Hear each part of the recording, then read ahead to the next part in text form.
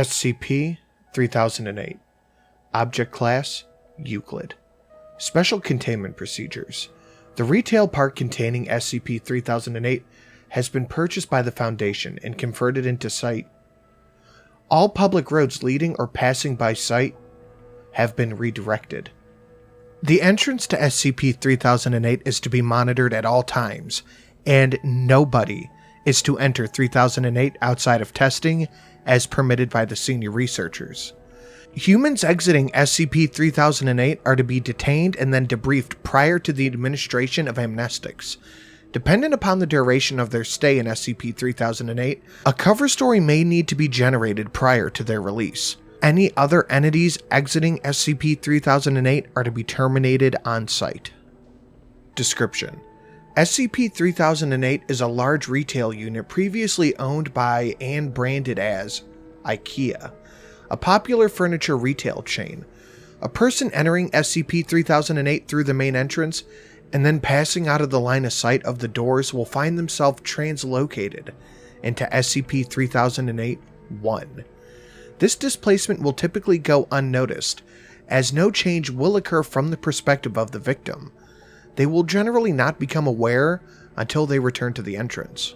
SCP-3008-1 is a space resembling the inside of an IKEA furniture store, extending far beyond the limits of what could be physically contained within the dimensions of the retail unit. The current dimensions indicate that there is an area of at least 10 kilometers squared, with no visible external terminators detected in any direction.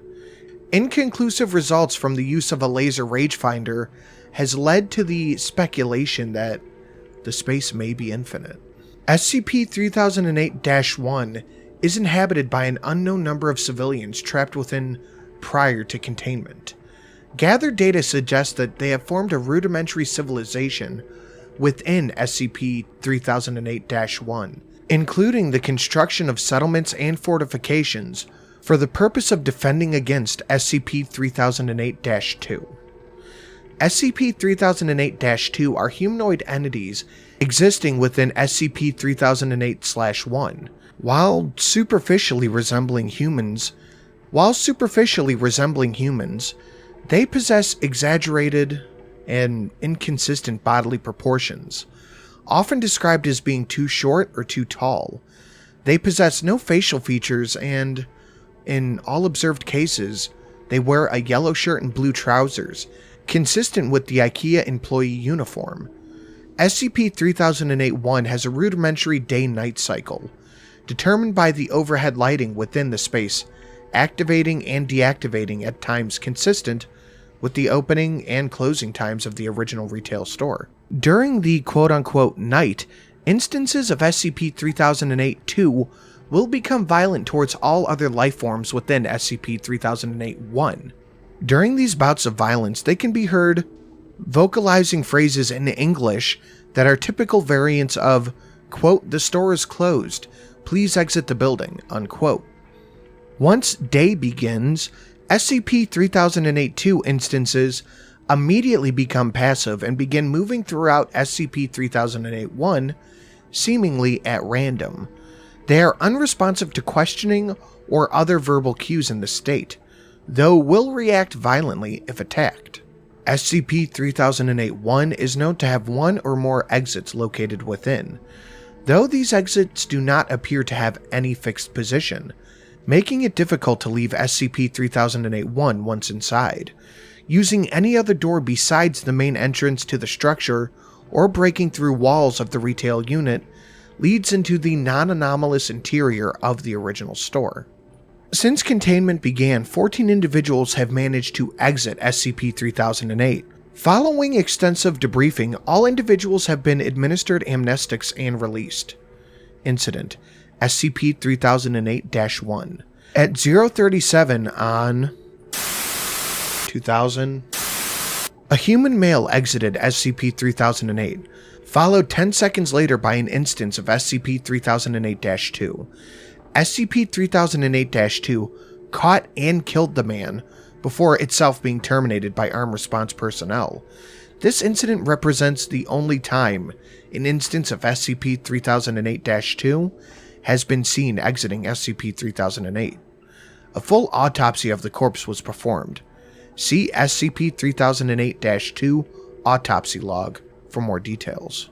The man was carrying an Ikea-branded journal, seeming to document his time inside SCP-3008-1, transcribed below verbatim. So, I'm writing this to document what I can only assume is my sudden descent into madness.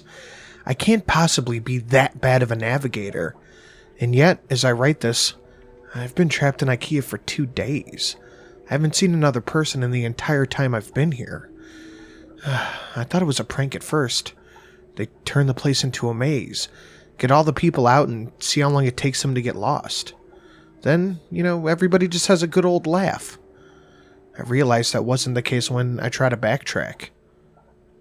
And everything was different. So I ended up lost. Instead of the exit, it was just row after row of bookcases. So, I'm trapped in Ikea. It sounds like the setup for a bad joke, I know. The lights went out around 10 p.m. Nearly gave me a fucking heart attack. That loud electrical thunk, then pitch blackness. The place is pretty much full of beds, and my phone has a torch on it, but no signal. So, I found a bed and went to sleep. Spent most of the next day trying to find my way out with absolutely no luck. I did find that restaurant that serves those little meatballs, though, so, at least I won't starve. That's probably the punchline to that joke. Anyway, they were still warm and fresh, but I haven't seen anyone around who cooked them. I made my way back to the beds before the lights cut out again, since it's too dark to search with them off. It's 10 after 9 now in the morning, and the lights just came back on a little while ago. I'm pretty sure I searched the entire area where I came in, and the exit obviously isn't here, so I'm just gonna pick a different direction and hope for the best. Day 3 of my magical Ikea mystery adventure. If I wasn't sure there was something obviously weird about this place before, I am now. I walked for 3 hours in more or less a straight line. Insert obvious Ikea joke here. Before I came across a ladder next to one of those huge stock shelf things that they have in there. I climbed it to get my bearings, and it looks like this place just stretches on forever. Like that one scene from The Lion King, except for trees and grass. It's all shelves and tables and shit. I did see a person moving not too far, though, so I headed over. I thought it was a staff member at first. It was wearing the uniform. Hell, maybe it was. Maybe some freakish 7-foot-tall monster with long arms, short legs, no face, and that's just the kind of thing that they want working at the Super Ikea. Damn. The thing completely ignored me, though. With the no eyes or ears, I can't even be sure it knew I was there. I thought about shoving it or something to get its attention, but its hands were big enough to crush a watermelon, so I decided against it. I just kept moving, and eventually I lost sight of it, and I decided to just carry on where I was going. Anyway, no comfy bed for me tonight. It looks like I've entered the improbably hard and pointy table section of the store.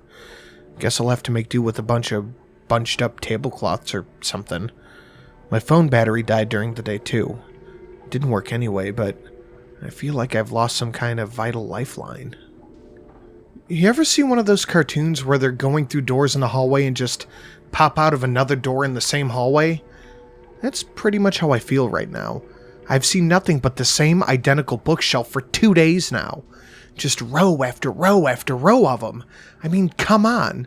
I love books as much as the next guy, but this is pretty excessive.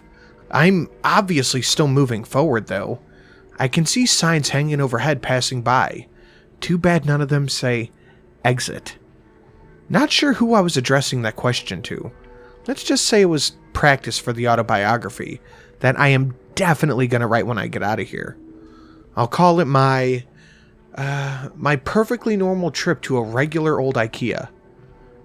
And this next part was scratched out, if I ever get out of here. I finally found some people. Yeah, it turns out I'm not the only poor bastard who tripped in here. Lucky for me, I guess. This is my 6th night here. 2 of those staff things came at me in the dark. They were different from the first one I saw, but still messed up. I heard them coming, and they were saying that the store was closed and that I had to leave the building. They were all nice and polite-like. I'm really not sure which part was weirder, that they didn't have mouths or that they were apparently trying to kill me while they were saying it. They came at me like rabid dogs. So, I legged it, sprinting through Ikea in the dark like a fucking madman. I saw it when I cleared another stand of those giant stock shelves, all lit up with torches and floodlights. They built an entire town in here. They got a massive wall built out of shelves and beds and tables and whatever else they could find. I swear to God, it was the most beautiful thing I had ever seen. Anyway, I guess they saw me coming or heard my manly bellows of fear, because they had opened the gate and 2 people were waving me in. I heard the staff thing slam into the gate behind me after it closed, still politely informing us that the store was now closed. They wandered off eventually. They call this town Exchange, because that's what the sign hanging from the ceiling directly above it says. Exchange and Returns. All lit up against the night using lights they found and plugged into the power lines. And there are beds and food and other people. Over 50 wonderful people with regular-sized limbs and a full set of facial features. It's now my 7th night here, and the first one not spent in darkness. A full week living in Ikea. There's probably a TV show in there somewhere. Now that I'm around other people, I'm starting to feel more normal again. I don't know, maybe normal isn't the right word, but after a week with only the sound of my own footsteps for company, I was becoming increasingly sure that I'd just gone nuts. Like I was tied up in some padded room somewhere, banging my head against the wall. But no, I feel pretty sane now. Thank you. Apparently there are other towns out there, some with more people, some with less. I found that fairly mind-boggling. How can so many people go missing and nobody notice? Surely somebody would have noticed that everybody who goes to this Ikea seems to fucking vanish. Or maybe it's not everybody, just we're the lucky ones. The people here call those staff monster things the staff. Apparently they're fine during the day, minding their own business and walking the aisles. But as soon as the lights go out, they go fucking bonkers. So during the day, people go out to buy food or water or whatever else they need. Apparently there are restaurants and shops that randomly get restocked. Nobody really knows how. Maybe the staff do it. Apparently they aren't very good at their jobs though, because the restocking sometimes takes a while, which means food does need to be rationed. Maybe if they weren't so busy chasing people around in the dark, they'd get more done. Anyway, when night comes and the staff go nuts, everybody holds up inside the walls. Apparently it's the same everywhere in this place. Whatever this place is. The Ikea, from whence all the other Ikeas sprang. Or maybe we're all still just in a regular Ikea and this is some fever dream brought on by mind-numbing boredom. Who knows anymore? I've been here for 10 days now. Most of the people I asked said they stopped keeping track a long time ago. And one guy, Chris, said he had been here for years.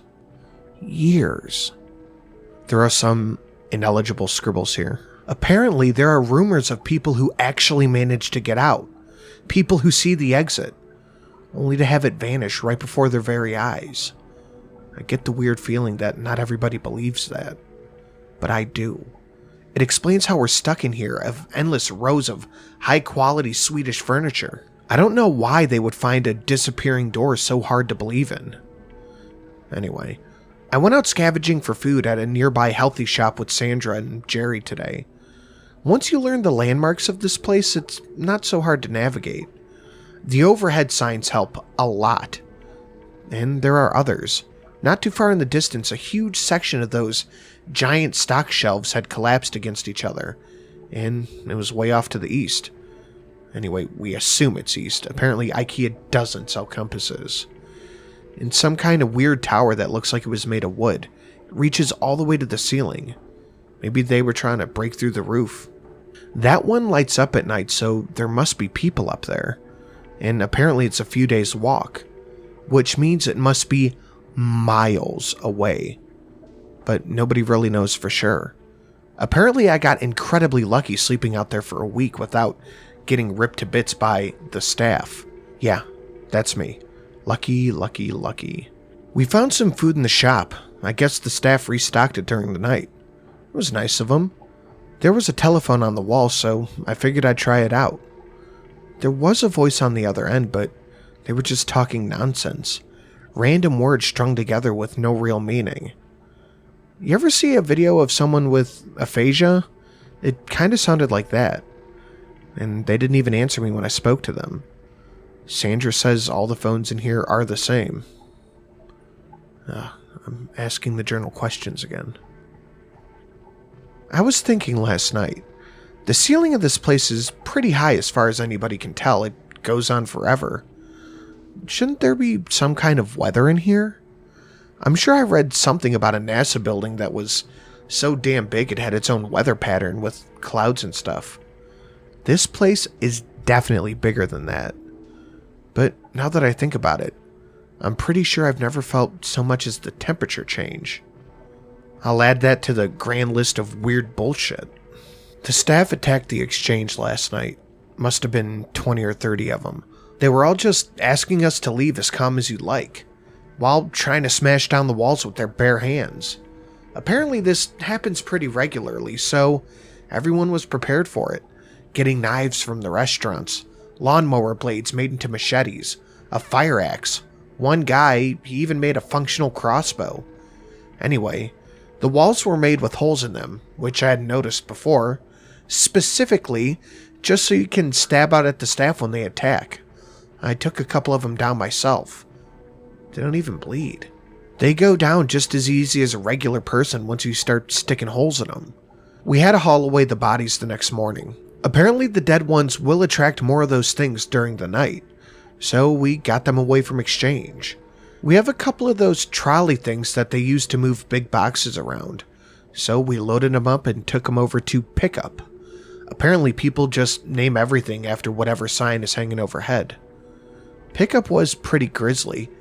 There were hundreds, maybe thousands of dead staff all piled up. There was no smell, which thankfully was a blessing. Apparently in addition to not bleeding, they don't rot either. So my curiosity got the better of me, and while we were unloading them, I took and I cut one of them up a bit more.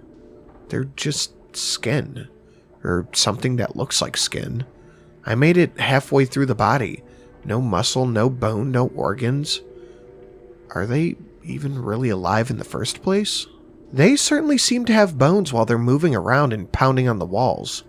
And I'm sure I felt more resistance than just skin when I put the knife in them during the night. I don't know. Maybe something happens to them when they die. Just one more weird thing on the ever-increasing list of weird shit that goes on here, I guess. Something occurred to me. The staff attack every other night. Every time you see a situation like this on TV or in a film, it ends up being like the end of the world where everyone is trapped on an island or whatever.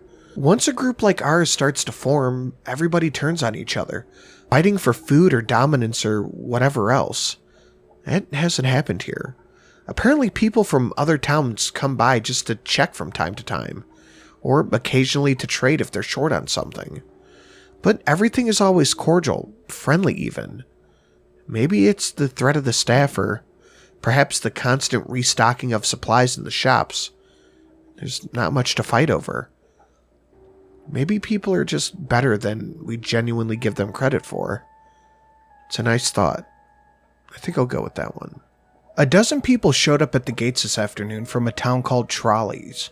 Apparently the staff broke through the walls and tore the town apart during the night. These dozen or so were the only survivors out of over 100. We let them in, obviously. One more point in the human decency column. Later I asked if anyone knew how many of these towns there were out there. Between us and the new folk, we managed to come up with over 20 different names. 20 towns filled with people, and who knows how many beyond that. The motto for this place should be, how is that even possible? Surely, Someone, somewhere must be looking for these thousands of people that must be in here. I've been here a little over 2 months now. Not that much changes as it turns out. A couple of new people showed up. Same story as the rest of us. A nice little trip to Ikea and suddenly they're trapped in Billy's bookcase of faceless weirdos. The staff attack the exchange again, once or twice a week. We kill them and haul their bodies off. Sometimes they hurt some of us first. They killed a guy named Jared a couple of weeks back. It was awful. Frankly, turns out regular humans still bleed in here, even if the staff don't. We tried our best, but none of us are doctors. Jared was a good guy. He deserved better. We all do. It occurred to me a couple of days after that. None of us were really looking for a way out. I don't even know where we would start. One of those quadcopter things with the camera on it, it buzzed past the exchange today. I thought it was meant to be someone finally looking for us, that help was on the way. Apparently this is not the first time this has happened. Same thing happened a few months ago and everybody is still here. It didn't stop if it did. It just kept flying until we could no longer see it. Notes. Based on the recovery time of this journal, it appears that this seems to line up approximately with our first successful test piloting of a drone inside of SCP-3008-1. Analysis of the footage shows it was a walled-off segment under a sign labeled Exchange and Returns. Attempts to relocate the settlement failed. Origin of the previously sighted drones is unknown. I started talking to people about stuff they missed from home during dinner today. Probably not the best idea I ever had. Everybody seemed pretty down afterward. A bunch of people there have families, husbands, wives, kids, dogs. Franklin apparently has a pet llama, though I'm not sure I buy that. Apparently some of the people there have seriously odd gaps in their knowledge. 3 of them have never heard of the International Space Station. 2 of them seem to think was the Prime Minister. And one of them apparently have never heard of the Statue of Liberty. I believe them too. They seem just as confused as the rest of us. And the more I thought about it, the more it started to explain quite a few things. What if the reason nobody is looking for all these missing people is because we haven't all come from the same place? Alright, this is going to sound weird. Maybe that should be the motto for this place. But what if all the people here come from, I don't know, different dimensions, different realities, whatever you want to call it. I've seen enough TV shows to know the drill. Sarah comes from a place where there is no Statue of Liberty. They didn't launch the space station wherever Wissam is from. If everybody came here from different places, even from ones that seem identical, there'd be no huge missing persons panic, no mass search. We'd just be a blip on the radar, a single missing person in a world of non-stop news. Well, that was a fun train of thought. I just realized that yesterday was my 6 months anniversary of my arrival here. I wonder if Ikea sells party hats. This routine around here has remained more or less the same. More new people show up once every couple of weeks or so. Food supplies go up and down, but we've never actually had a major shortage. Occasionally we get a visitor from another nearby town, usually checkouts or aisle 630. We like to check in with each other from time to time, occasionally trade supplies if someone gets particularly low on something. You know, it's kind of comforting in a way. A reminder that we aren't all alone here. Some small glimmer of civilization. Sometimes they bring medical supplies. Apparently there's a pharmacy a few towns over. Checkout that gets restocked every now and then. So they share out what they can. I've never heard of an Ikea with a pharmacy before, but at this point I wouldn't really be surprised if somebody stumbled upon an Ikea organ harvesting lab. It would certainly explain the staff, right? Speaking of our faceless jailers, their attacks are getting a lot worse lately. 3 or 4 times a week now. There's like twice as many staff as there used to be. No idea where they all come from, or why the attacks have increased. We tried following them during the day a couple of weeks ago, me and Sarah. We wanted to see if they led back to a staff room or something. They didn't seem to go anywhere, though. Just randomly walked throughout the aisles. We had to turn back before we were able to find anything. We'd been reinforcing the walls, trying to arm ourselves a little bit better. There's certainly no lack of materials to use. Wisdom has been making more crossbows, but it's a pretty slow going. Too bad Ikea doesn't sell guns. Note: no new personnel have entered SCP-3008 at site in the time span indicated in this entry. The attacks are getting really bad now, almost every night, and with so many staff that the bodies are piled almost high enough for the others to climb the walls. I think we're in real trouble here. Exchange, I think it's done. We got hit pretty bad last night. Not many casualties, but the wall is absolutely wrecked. We finally figured out why the attacks had been escalating too. A box of supplies had a chunk of one of the staff in there. No idea how that happened, but apparently only a piece of it will draw them to the wall as well as the full body. It's too late now in any case. There's too many bodies for us to haul away, and still have time to fix the wall before tonight. Candace has called a meeting. I suspect that we'll talk about abandoning Exchange. Maybe try and shelter at one of the nearby checkouts or something. It's already getting late though. I don't think we'll have time to make it. Maybe some of us will. I was fine the first week out in the dark after all. But then, how often can I keep getting lucky? I'm only writing this for a sense of closure, I guess. For me or for anybody who finds this. If this is my final entry, I hope who's ever reading this is doing this from outside of this place. My biggest fear? If I do die tonight, I'll just wake up here again in the morning. Note: this is the last entry. It's assumed that while trying to reach the checkout settlements, he was separated from the rest of the group, and he was pursued by SCP-3008-2, and happened upon the exit.